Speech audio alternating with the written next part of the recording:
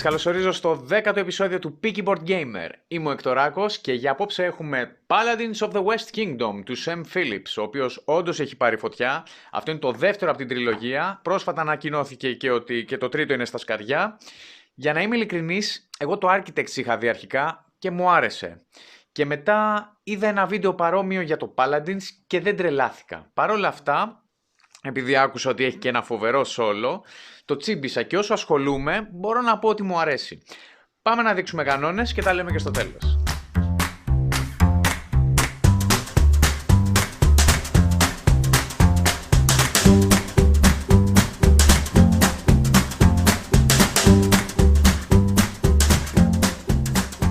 Ξεκινάμε αμέσως να σετάρουμε. Όλος αυτός εδώ ο κεντρικός χώρος είναι ο βασικός χώρος παιχνιδιού, ενώ αυτός εδώ ο χώρος είναι ο χώρος παιχνιδιού του κάθε παίκτη. Τον έχω φέρει λίγο κοντά για να χωρέσουν τα πάντα, κανονικά θα πρέπει να έχει λίγο περισσότερο αέρα. Ξεκινάμε από τον κεντρικό χώρο, παίρνουμε τα δύο ταμπλό αυτά του παιχνιδιού και τα συνδέουμε, σχηματίζοντας αυτήν εδώ τη μακρόστενη λωρίδα. Στο αριστερό κομμάτι εδώ του ταμπλό υπάρχουν κάποιες θέσεις για κάρτες. Είναι οι εντολές του βασιλιά και οι χάρες του βασιλιά. Ανακατεύουμε το ένα deck. Βάζουμε τις τρεις κάρτες, τυχαίες κάρτες εδώ στις πρώτες τρεις θέσεις, οι υπόλοιπες φεύγουν στο κουτί, ανακατεύουμε αυτές τις κάρτες, βάζουμε 5 καρτούλες εδώ πέρα και οι υπόλοιπες φεύγουν και πάνε στο κουτί. Πάμε στα δύο βασικά decks καρτών που είναι οι Townsfolk κάρτες με τους ντόπιους αν θέλετε του χωριού μας και είναι και οι Outsiders που είναι οι ξένοι. Ανακατεύουμε το πρώτο deck και βάζουμε 5 κάρτες από το κέντρο προς τα αριστερά σε αυτές εδώ τις 5 θέσεις και το ίδιο κάνουμε και για τις κάρτες των ξένων. Ανακατεύουμε το deck και βάζουμε 6 κάρτες από το κέντρο πάντα προς τα έξω. Προχωράμε με τις κάρτες τύχη που είναι αυτό εδώ το ντεκάκι. Ανακατεύουμε το deck, το βάζουμε σε αυτήν εδώ τη θέση. Αυτές είναι οι κάρτες των debts, των χρεών. Ανακατεύουμε, είναι όλες ίδιες, τις ανακατεύουμε και τις βάζουμε σε αυτή τη θέση. Αυτές είναι οι κάρτες υποψίας, οι μοβ καρτούλες αυτές, τις ανακατεύουμε face down σε αυτήν εδώ τη θέση.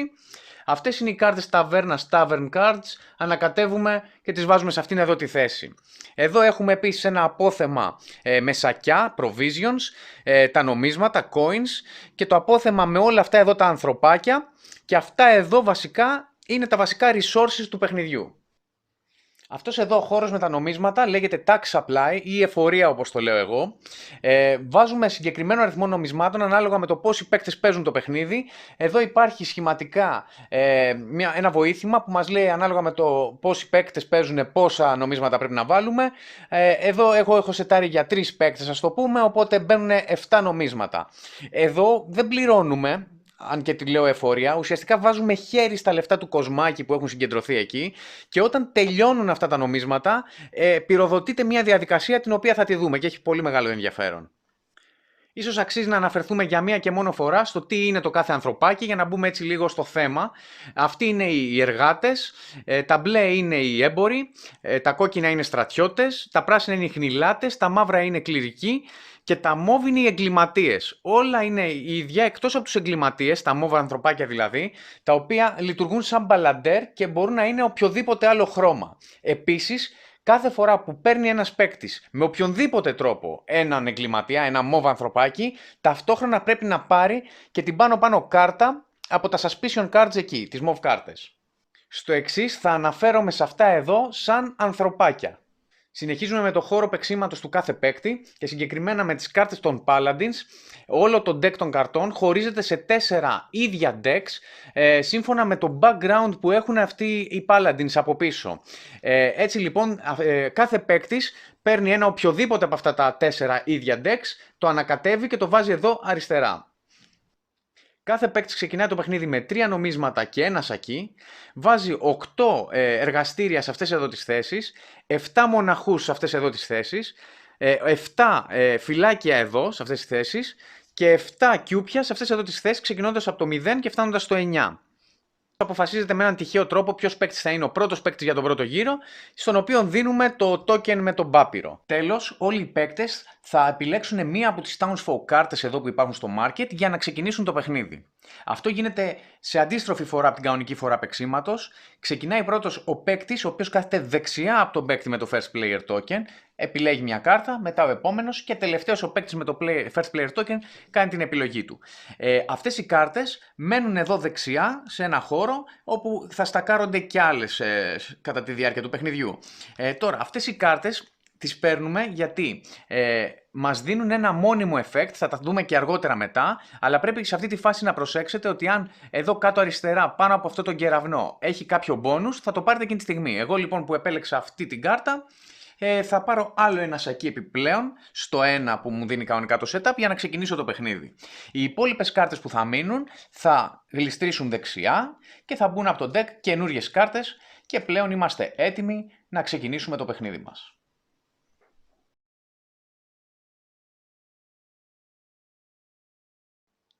Το παιχνίδι παίζεται σε 7 γύρους, στο τέλος του 7ου γύρου γίνεται ένα τελικό σκοράρισμα και κλασικά ο παίκτης που έχει καταφέρει να συγκεντρώσει τους περισσότερους πόντους νίκης είναι και ο νικητής του παιχνιδιού.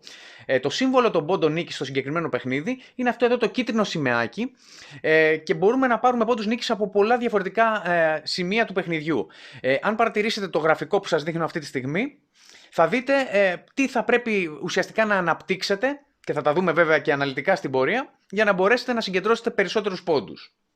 Εγώ προσωπικά χωρίζω κάθε γύρο στο μυαλό μου σε 3 φάσεις. Είναι η φάση του σχεδιασμού, όπου όλοι οι παίκτες αποφασίζουν με ποιον Paladin θα κατέβουν στον γύρο και συγκεντρώνουν κάποια αρχικά resources. Μετά είναι η φάση η action phase, όπου κυκλικά όλοι οι παίκτες κάνουν actions χρησιμοποιώντας τα resources που έχουν, μέχρι όλοι να πούνε πάσο. Αφού γίνει και αυτό, πάμε σε μια maintenance φάση, όπου προετοιμάζουμε τον επόμενο γύρο για να ξεκινήσει.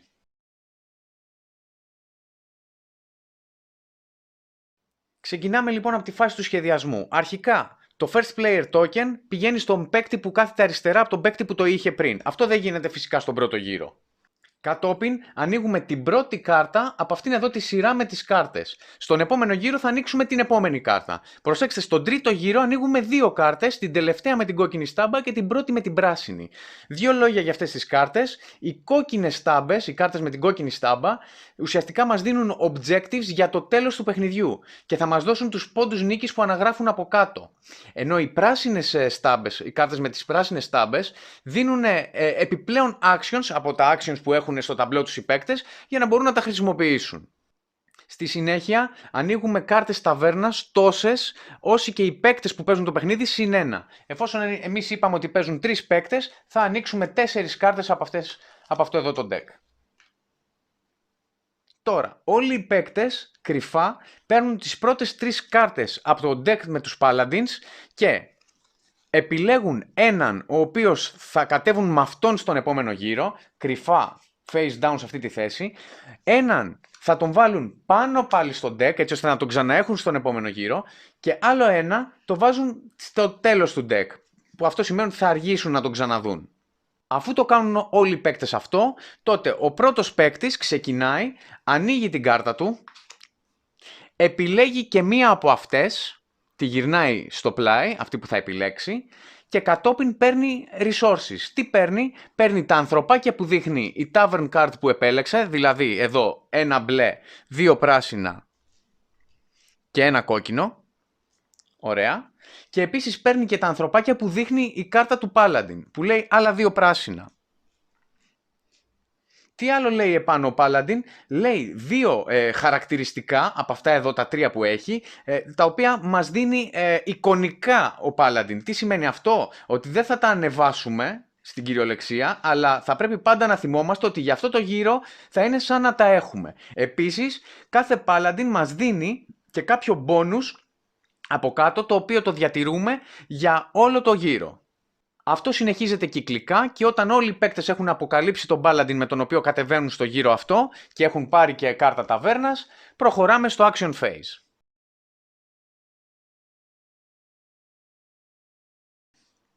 Συνεχίζουμε με το action phase. Ας πούμε κάποια γενικά στοιχεία πρώτα.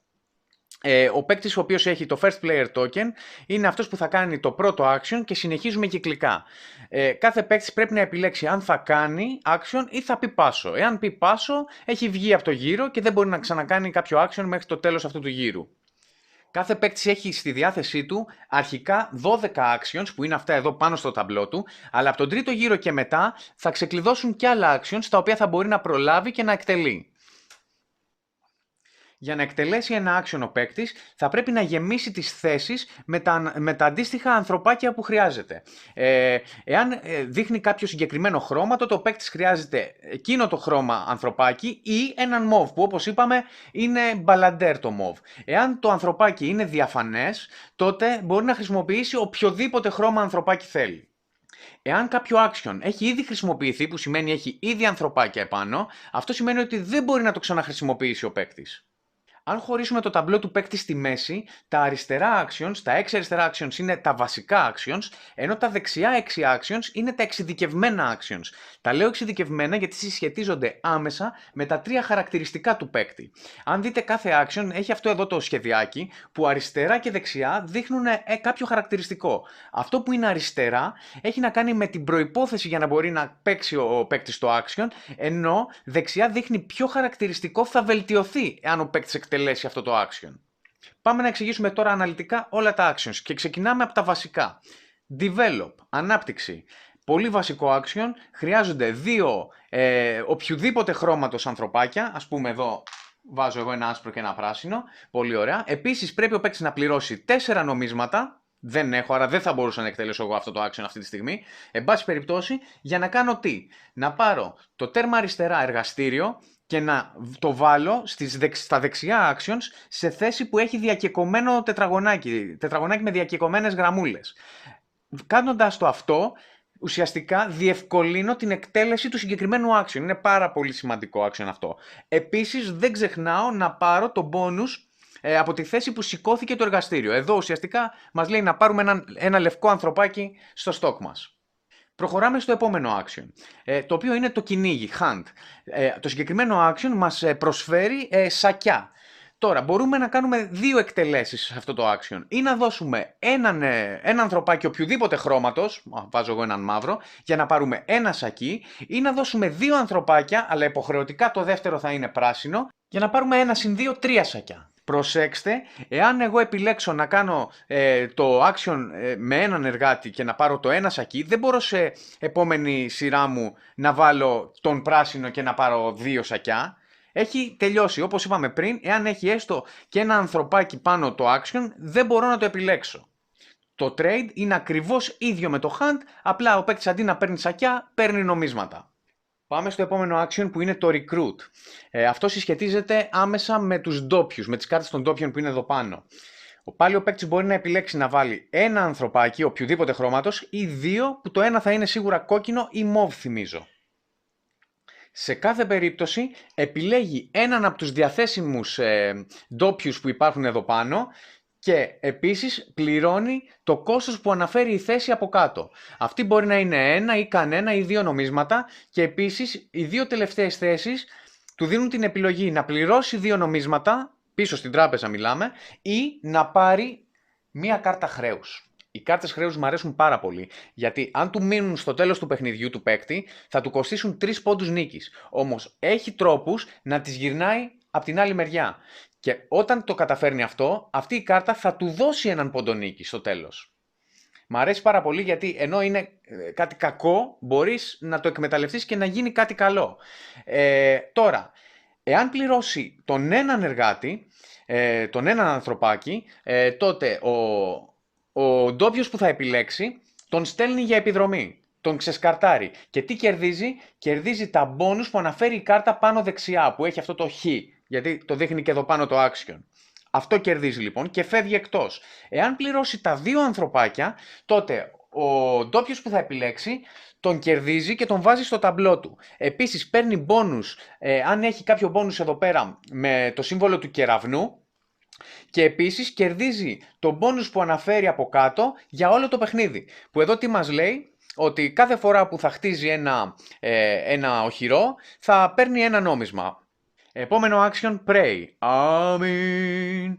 Εδώ ο παίκτης μπορεί να δώσει ένα μαύρο ανθρωπάκι και 2 νομίσματα, στην τράπεζα για να μπορέσει να βγάλει τα ανθρωπάκια από ένα άλλο action που έχει ήδη χρησιμοποιήσει. Δεν τα παίρνει πίσω τα ανθρωπάκια, τα βάζει πίσω στο απόθεμα, αλλά εφόσον δεν έχει ανθρωπάκια πλέον η θέση, στην επόμενη φορά που θα παίξει θα μπορεί να ξαναεπιλέξει το συγκεκριμένο action και να το κάνει και δεύτερη φορά.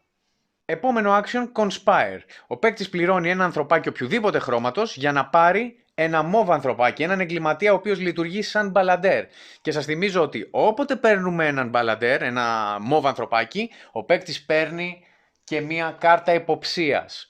Τι είναι αυτή η κάρτα υποψίας? Στη στιγμή που την παίρνει, τη γυρνάει και παίρνει τα νομίσματα που αναφέρει πάνω η κάρτα. Μπορεί να έχει 0, 1 ή 2 νομίσματα. Προσέξτε, τα νομίσματα αυτά εδώ βλέπετε έχουν λίγο πιο πορτοκαλί χρώμα από ότι είναι το καφέ από τα υπόλοιπα. Οποτεδήποτε κερδίζουμε νομίσματα που είναι με αυτό το χρωματάκι, δεν τα παίρνουμε από την τράπεζα, από το απόθεμα, τα παίρνουμε από την εφορία. Εδώ λοιπόν ο παίκτης θα πάρει ένα νόμισμα από την εφορία και θα βάλει αυτή την κάρτα ανοιχτή σε αυτό εδώ πέρα, σε αυτήν εδώ τη θέση. Εάν αδειάσει ο χώρος με τα νομίσματα από την εφορία, τότε πυροδοτείται μια διαδικασία που λέγεται Inquisition, θα την εξηγήσω μετά. Για την ώρα να ξέρετε ότι αν υπήρχε μόνο ένα νόμισμα και έπρεπε ο παίκτης να πάρει 2 από την κάρτα του, τότε θα έπαιρνε αυτό το ένα και θα έπαιρνε και ένα από την τράπεζα. Προχωράμε στα πιο εξειδικευμένα actions του παιχνιδιού και συγκεκριμένα το commission, με το οποίο ο παίκτης παίρνει το πιο αριστερά μοναχό από αυτούς εδώ και τους τοποθετεί σε μια ελεύθερη θέση πάνω στο ταμπλό. Το κόστος είναι 3 ανθρωπάκια συν σακιά ανάλογα με τη θέση την οποία σήκωσε μοναχό ο παίκτης. Εδώ στην πρώτη θέση θα πληρώσει και ένα σακί, αλλά αυτό αυξάνεται όπως βλέπετε, θα δώσει 2 και 3 σακιά. Τώρα, αυτές εδώ οι θέσεις δεν παίζουν όλες, κάποιες δεν παίζουν ανάλογα με τον αριθμό των παικτών. Αν παίζουν 4 παίκτες, παίζουν όλα. Όταν πέφτουν οι παίκτες, κάποιες θέσεις ακυρώνονται. Το δείχνουν από κάτω οι θέσεις. Τώρα, οι θέσεις αυτές χωρίζονται σε 6 regions. Σε ποιο region μπορεί ο παίκτης να πάει να τοποθετήσει τον μοναχό του, εξαρτάται από το επίπεδο της πίστης. Κάθε region απαιτεί από τον παίκτη να έχει φτάσει σε ένα συγκεκριμένο επίπεδο πίστης. Αυτό εδώ πέρα που εγώ τοποθέτησα τον μοναχό μου απαιτεί επίπεδο 2 στο χαρακτηριστικό της πίστης που εδώ δείχνει 0, αλλά επειδή ο Paladin μου δίνει 2 πίστη νοητά, τότε έχω τη δυνατότητα λοιπόν να βάλω το μοναχό μου ή στο πρώτο region που θέλει 0 ή στο δεύτερο που θέλει 2 πίστη.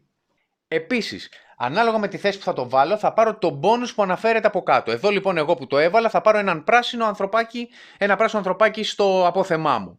Αυτή εδώ η θέση θα δίνει 2 νομίσματα. Αυτή εδώ η θέση θα έδινε τη δυνατότητα να πάρω έναν ελεύθερο ντόπιο και να τον φέρω στο ταμπλό μου χωρίς να πληρώσω. Αυτή εδώ θα μας έδινε τη δυνατότητα να κάψουμε μια κάρτα υποψίας. Αυτή εδώ η θέση μας βγάζει τα ανθρωπάκια από μία θέση, κάνει ας πούμε κάτι σαν το prey που είπαμε πιο πριν ουσιαστικά. Φεύγουν τα ανθρωπάκια από ένα action και έτσι μπορούμε να το ξαναχρησιμοποιήσουμε. Αυτό εδώ θα γυρίσει ένα death από την άλλη μεριά και έτσι θα σώσουμε τους 3 πόντους νίκης και θα κερδίσουμε έναν πόντο νίκης. Δεν ξέρω αν τα είπα όλα, ίσως να τα είπα όλα. Πάντως δεν είναι περίπλοκο το να δείτε τι κάνει το κάθε ένα και αναφέρονται όλα στην τελευταία σελίδα του manual. Τέλος, σηκώνοντας τον μοναχό από τη θέση, μας δείχνει εδώ αυτό το σύμβολο ότι πρέπει να αυξήσουμε την επιρροή μας κατά 1. Έτσι λοιπόν εξηγείται πως απαιτεί πίστη το συγκεκριμένο action, αλλά θα μας δώσει σίγουρα επιρροή. Πάμε στο επόμενο action που είναι το Fortify και συσχετίζεται με τα τείχη.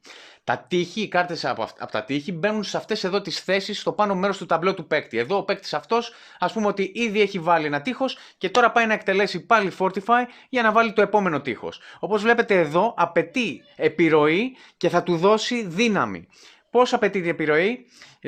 Διότι εκτός από τους ανθρώπους που θα πληρώσει θα πρέπει να έχει και επίπεδο επιρροής αυτό εδώ που αναφέρεται εδώ στην επόμενη κενή θέση που θα πάει να βάλει. Και εδώ λέει 1. Εγώ έχω 0, αλλά ο Paladin μου δίνει 2, άρα το έχω αυτό το 1 που ζητάει και επίσης θα πρέπει να πληρώσω και ένα σακίδιο τροφής στο απόθεμα. Εφόσον λοιπόν τα έχω όλα αυτά, παίρνω την επόμενη κάρτα, ό,τι κάτσει εδώ παίζει τύχη και τη βάζω επάνω εδώ σε αυτή τη θέση.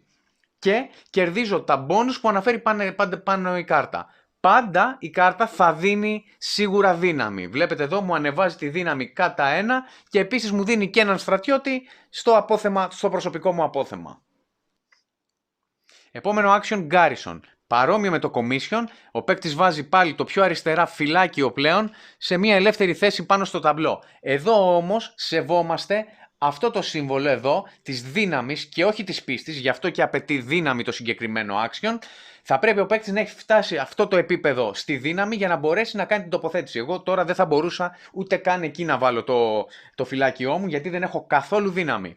Παρ' όλα αυτά, εάν ο παίκτης θα μπορούσε, βάζει το φυλάκιο, παίρνει τον πόνους στις θέσεις που είναι από κάτω και επίσης ανεβάζει το χαρακτηριστικό της πίστης κατά 1. Επόμενο action Absolve, που συνδέεται με αυτά εδώ τα κιούπια. Ο παίκτης θα πρέπει να πληρώσει τα ανθρωπάκια, να πληρώσει το κόστος σε νομίσματα που αναγράφεται πάνω από το πιο αριστερά ελεύθερο κιούπι και να έχει το επίπεδο της επιρροής, στο χαρακτηριστικό της επιρροής που αναγράφει πάνω το κιούπι. Για το πρώτο κιούπι λοιπόν που είναι εδώ το 0 δεν χρειάζεται να έχει καθόλου influence. Το παίρνει λοιπόν αυτό το κιούπι και το βάζει σε μια ελεύθερη θέση από αυτές εδώ πέρα δεξιά και παίρνει και τον bonus που αναγράφεται από κάτω. Τέλος, αν έχει κάρτα Suspicion, την K, μια κάρτα υποψίας, την K, και παίρνει επίσης και +1 στο χαρακτηριστικό της πίστης. Επόμενο action Attack. Με αυτό το action ο παίκτης μπορεί να επιτεθεί στους outsiders που υπάρχουν κάτω από το ταμπλό. Θα πρέπει όμως να έχει το επίπεδο της δύναμης που απαιτούν οι κάρτες που απαιτεί το νούμερο που υπάρχει πάνω από τις κάρτες. 1, 3, 5, 7, 9 και 11. Εάν ο παίκτης επιθυμεί μπορεί να ξοδεύει ένα νόμισμα για να πάρει νοητά +2 στη δύναμη που έχει, δίνοντάς του τη δυνατότητα να επιτεθεί και σε άλλες κάρτες που δεν θα μπορούσε μόνο με τη δύναμη που είχε. Τι κερδίζει ο παίκτης όταν κάνει επίθεση σε μια κάρτα? Κερδίζει όλα τα bonus που αναγράφονται κάτω από τον κεραυνό πάνω δεξιά στην κάρτα και παίρνει την κάρτα και την κρατάει κλειστή δίπλα από το χώρο του, γιατί ίσως έχει σημασία για το τελικό σκοράρισμα. Πάμε στο τελευταίο action που είναι το Convert, με το οποίο ο παίκτης μπορεί να πάρει κάποιον outsider στο ταμπλό του. Το κόστος για αυτό το action είναι τα ανθρωπάκια όπως πάντα, πίστη, γιατί πάνω από κάθε κάρτα υπάρχει ένα νουμεράκι με το επίπεδο της πίστης που χρειάζεται για να τον φέρουμε με το μέρος μας τον outsider, και επίσης ανάλογα με τη θέση που θα τον τοποθετήσουμε ενδεχομένως να πρέπει να πληρώσουμε και κάποια νομίσματα. Τι κερδίζει λοιπόν ο παίκτης? Παίρνει την κάρτα, εφόσον έχει όλα αυτά που είπαμε, κερδίζει το bonus που αναφέρεται πάνω από τον κεραυνό κάτω αριστερά, θα είναι σίγουρα τουλάχιστον +1 στο strength του, όπως είναι με αυτή την κάρτα. Βάζει την κάρτα λοιπόν στη θέση και στο τέλος του παιχνιδιού θα σκοράρει έναν πόντο νίκης για κάθε 2 κιούπια που έχει μετακινήσει δίπλα. Επιπλέον ένας παίκτης μπορεί να χρησιμοποιήσει τα actions που έχουν ανοίξει εδώ. Για παράδειγμα, αν χρησιμοποιήσει ένας παίκτης αυτό το action, θα βάλει έναν mauve ανθρωπάκι και θα μπορέσει να ανεβάσει ένα οποιοδήποτε χαρακτηριστικό του κατά 1. Και τώρα που εξηγήσαμε όλα τα actions, πάμε να δούμε τι γίνεται όταν φεύγει το τελευταίο νόμισμα από την εφορία. Τριγκάρεται το Inquisition. Τι είναι αυτό? Είναι το εξής. Όλοι οι παίκτες εκείνη τη στιγμή μετράνε τις mauve κάρτες υποψίας που έχουν εκείνη τη στιγμή στο ταμπλό τους και όποιος έχει τις περισσότερες παίρνει ένα debt. Ωραία. Αν υπάρχει ισοβαθμία, όλοι οι παίκτες που ισοβαθμούν θα πάρουν ένα debt. Κατόπιν, όσοι πήραν debt θα ξεσκαρτάρουν τις μισές suspicion κάρτες υποψίας σε αυτήν εδώ τη θέση round down. Δηλαδή, εγώ εδώ τώρα που έχω 7 θα ξεσκαρτάρω 3 κάρτες υποψίας. Όχι όποιες θέλω, από πάνω. Δεν ξέρω γιατί, αλλά έτσι λένε οι κανόνες. Οι υπόλοιπες παραμένουν στο ταμπλό και αυτές ξεσκαρτάρονται. Τέλος, ξαναγεμίζει η εφορία με τα επόμενα 7 νομίσματα, πάντα σύμφωνα με το πόσο οι παίκτες παίζουν, και συνεχίζει το παιχνίδι. Όταν ένας παίκτης στη σειρά του δεν επιθυμεί να εκτελέσει άλλο action, τότε πρέπει να πει πάσο. Όταν λέει πάσο, παίρνει όλα τα ανθρωπάκια από το ταμπλό του και τα ξεσκαρτάρει στο απόθεμα και πλέον δεν μπορεί να εκτελέσει άλλο action για όσο θα κρατήσει ο γύρος. Όμως, εάν γίνει Inquisition, θα συμμετέχει και αυτός κανονικά.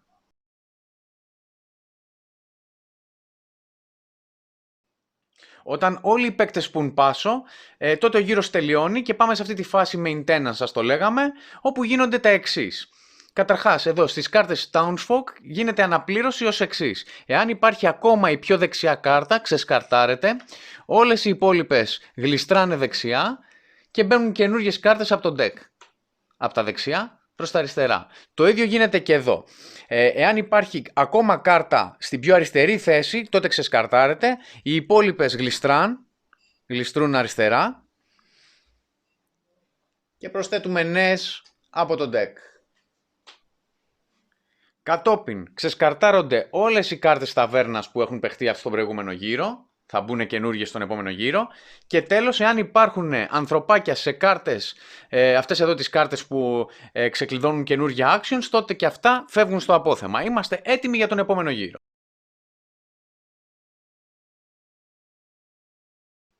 Στο τέλος του 7ου γύρου έχουμε το σκοράρισμα του παιχνιδιού που θα ανακηρύξει τον νικητή. Οι παίκτες σκοράρουν πόντους νίκης σε διάφορες κατηγορίες, τις οποίες θα αναφέρουμε τώρα στο παράδειγμα που έχουμε εδώ μπροστά μας.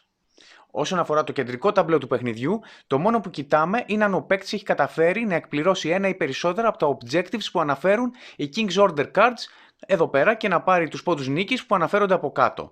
Στη συγκεκριμένη περίπτωση, ο παίκτης έχει καταφέρει να χτίσει τα 5 τείχη που αναφέρονται σε αυτή την κάρτα και άρα θα σκοράρει 8 πόντους νίκης. Και περνάμε στο χώρο παιχνιδιού του παίκτη και ξεκινάμε από τα βασικά του χαρακτηριστικά. Ο παίκτης σκοράρει πόντους νίκης για κάθε ένα από αυτά, ανάλογα με το επίπεδο που τα έχει φτάσει. Επίσης, ο παίκτης σκοράρει εάν έχει καταφέρει να σηκώσει 6 ή περισσότερα εργαστήρια. Εδώ έχει καταφέρει μόνο να σηκώσει 3. Επίσης, αν έχει καταφέρει να σηκώσει 5 και περισσότερους μοναχούς, αν έχει καταφέρει να σηκώσει 5 και περισσότερα οχυρά ή 5 και περισσότερα κιούπια. Επίσης, ο παίκτης παίρνει πόντους νίκης για τα τείχη του αν έχει καταφέρει να χτίσει 5 και περισσότερα τείχη. Επίσης, ο παίκτης παίρνει 1 πόντο νίκης για κάθε 3 νομίσματα και 1 πόντο νίκης για κάθε 3 σακιά. Ο παίκτης χάνει 3 πόντους νίκης για κάθε κάρτα χρέους που δεν έχει καταφέρει να γυρίσει, αλλά κερδίζει 1 πόντο νίκης για κάθε κάρτα χρέους που έχει καταφέρει να γυρίσει. Τέλος, ο παίκτης παίρνει πόντους νίκης σύμφωνα με αυτό που λένε οι κάρτες των outsiders που έχει καταφέρει να κάνει convert και να φέρει στο ταμπλό του. Εδώ έχει 2 κάρτες ο παίκτης. Η πρώτη κάρτα του δίνει 1 πόντο νίκης για κάθε 2 οχυρά που έχει σηκώσει. Έχει σηκώσει 4, άρα θα πάρει 2 πόντους νίκης. Και 1 πόντο νίκης για κάθε τέτοιου τύπου outsider που έχει επιτεθεί. Οπότε κοιτάει τις κάρτες με αυτούς που έχει επιτεθεί. Ορίστε, εδώ έχει επιτεθεί σε 2 τέτοιου τύπου, άρα θα πάρει άλλους 2 πόντους νίκης. Ο παίκτης που συγκέντρωσε τους περισσότερους πόντους νίκης μετά από αυτή τη διαδικασία ανακηρύσσεται ο νικητής του παιχνιδιού. Σε περίπτωση ισοβαθμίας, νικητής είναι αυτός ο οποίος έχει συγκεντρώσει περισσότερους πόντους νίκης εκπληρώνοντας objectives από τις 3 King's Order cards. Αν εξακολουθεί και υπάρχει ισοβαθμία, νικητής είναι ο παίκτης που έχει τις λιγότερες κάρτες υποψίας και αν εξακολουθεί να υπάρχει ισοβαθμία, τότε αυτοί οι παίκτες μοιράζονται τη νίκη τους.